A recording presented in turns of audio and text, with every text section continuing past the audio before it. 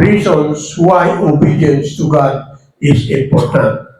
Tanaw na ito, marason nga naman, nga ang pagkamatinumanon, mahinungdanon kaayo. Number one is Jesus calls us to obedience. Ang mismo ang atong Hesus mo nagtawag ka na ito na magka-matinumanon. John chapter 14, verse 15. If you love me, you will keep my commandments. So si Buano, kung nahikugma ka mo ka na ako, inyong pagatumanon ang akong mga sugo.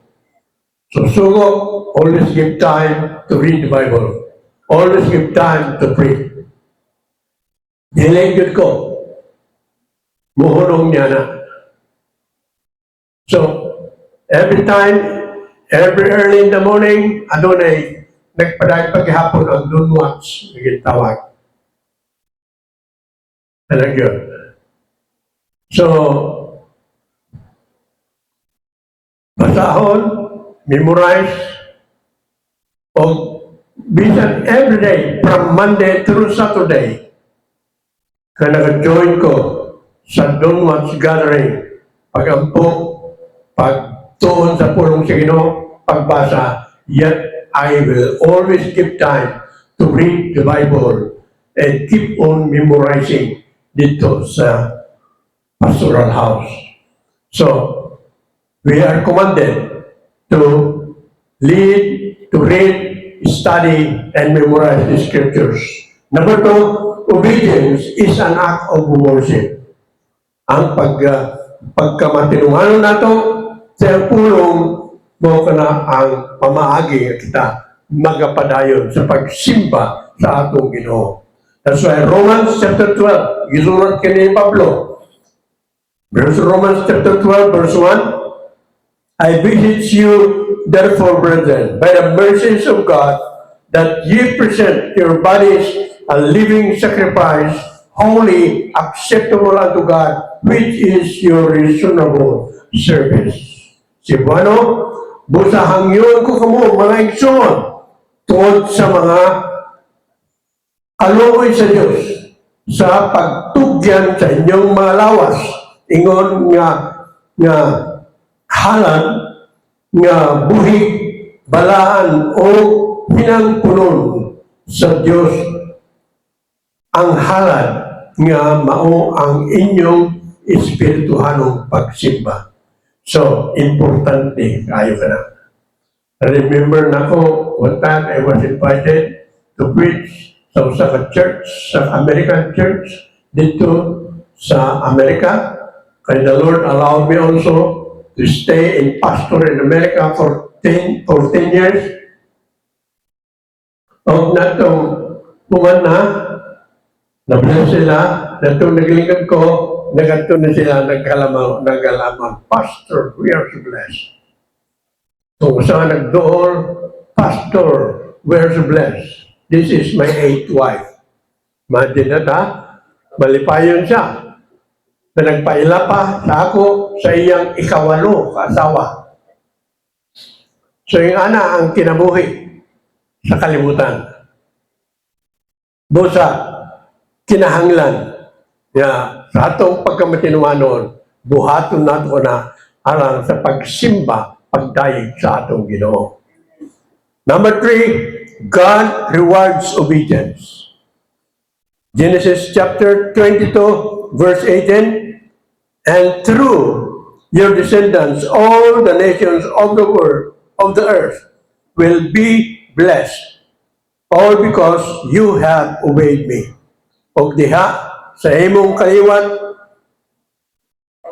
mapanalanginan ang tanan nga mga nasod sa yuta kay gituman mo ang akong tingog. So salamat sa Ginoo. Sumo kini ang resulta sa pagkamatinumanon. Always sa ato karon nga panahon dalaygon ang Ginoo. We are in the Philippines and we have the freedom to read the Bible every day or every night. Basta sulod sa usa ka 24 hours makabasa kita and keep on memorizing the scriptures. Kay kana importante kayo na atong pagabuhaton. That's why, because we read the Bible, then God rewards kita. So obedience to God proves our love. In 1 John chapter 5, verse 2 and 3 says, by this we know that we love the children of God when we love God and obey His commandments. For this is the love of God, that we keep His commandments, and His commandments are not burdensome. So salamat. Always give time to read the Bible. Always give time to pray. Always give time to memorize also the scriptures. So ato nang gideclare ganiya ng Psalms 23, no? Praise the Lord. So, ang Biblia ay bulungan kayo. Busa always give time to read and keep on memorizing the scriptures. Kay kini makatabang ka nato, kay musugot man taw dili. We are now living in the last days. Nagakinabuhi na kita sa ulay mga adlaw. Halit adunay mga panghitabo. Unsay ginagira karon sa Amerika o kinsa yang kagira karon nagkaway-away? Iran.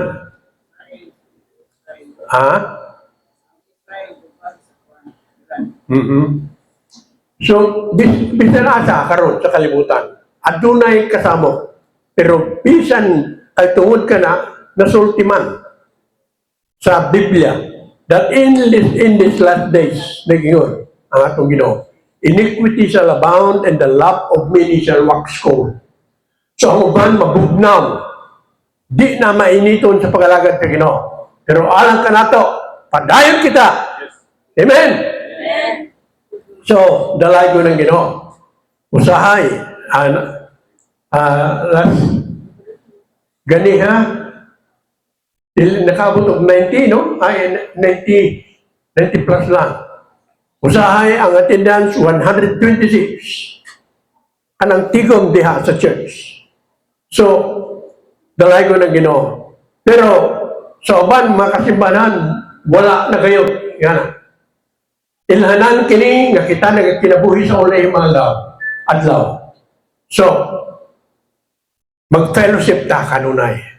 And we thank God because God is using this place nga nag-gather sa nagkalain-lain mga simbahanan, mga magtuto sa atong Ginoo o nagahiusa sa pagdaig pagmaya sa atong Ginoo, busa padayon kita sa pagbuhat ini. Dalay ko na Ginoo. So number 5, obedience to God demonstrates our faith. So thank God because our presence this afternoon tells us that we have faith in God. Dalay ko na Ginoo. So always give time to fellowship with other Christians, other churches. Kay kana dapat nato nga pagabuhaton kay kinahanglan na kay mosugot man taog dili daghan na kayo panghitabo. Mga signs of the end times nang hitabo na kayo. Apan wa kitay angay kahadlukan tungod kay this word obedience kung kita atong ikinabuhi kini, nothing to worry kay dadon kita sa dapit nga giandam sa Ginoo. So ang pagka-obedience nagkinahanglan po ng sacrifice. Obedience also dili na sa yun. Obedience to God help us how to depart from sin, depart from evil. Kay now, kadrong kapanahonan, Gotong, ingon ako, itong usa, after deliver the message, miduol o mihalamano, ingon niya, Pastor, kini akong kauban, mauna ni ang akong ikawalo ka asawa. So yung anak, Pero kay bulungan kaayo ang Ginoo. Kaya ang gugma sa Ginoo dili gyud mo sa. Kung kita mangayo kapasiluan, pasayloon gyud ta. Amen. And because of that, we are commanded to love one another. Can you declare, I love you kanang imong katapan? O therefore sa imong likod, suktihan nimo, I love you. Kanang yun. Oh. Kini nga atong ginapaminawan pagkamatinuanon. Apan, kung dili ka matinumanon, disobedience lead to sin and death.